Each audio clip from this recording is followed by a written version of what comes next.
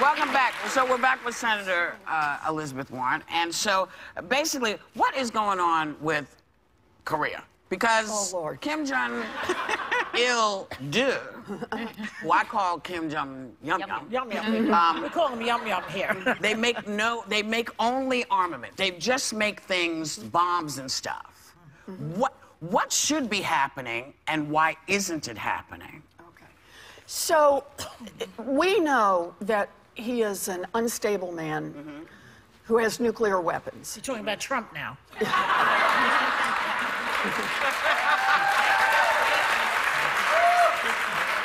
About to deal with an unstable man who has nuclear weapons. What could possibly go wrong?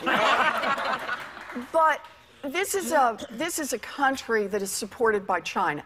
That is the only way that this dictatorship stays propped up. And so the way we're going to get a solution here is that we got to deal with the Chinese government, and we've got to find a way for the Chinese government to deal with Korea so that we can de-escalate what's happening in that part of the world. That really is our only chance in the area. And that's why it is that these other lines and webs with China are really so disturbing. Yes.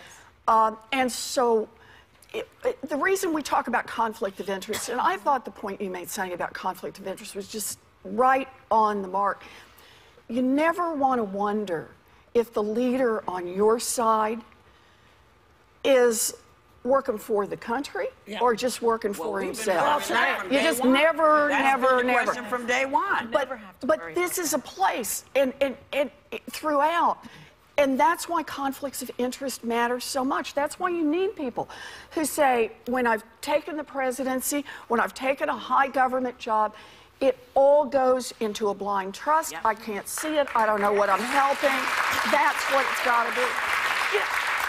But how is he getting away with it then?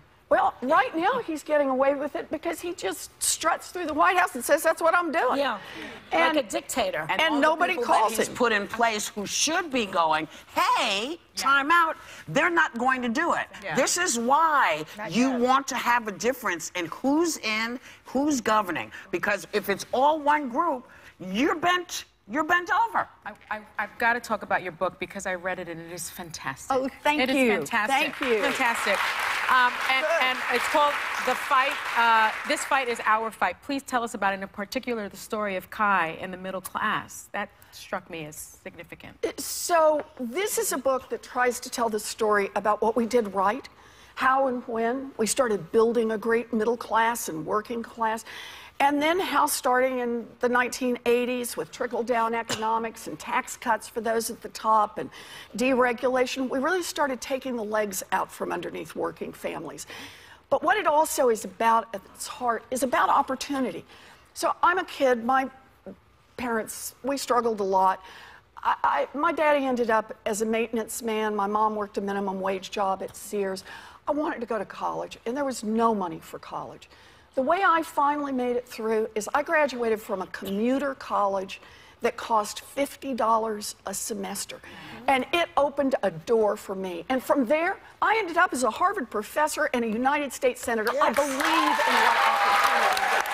All the way. All the way.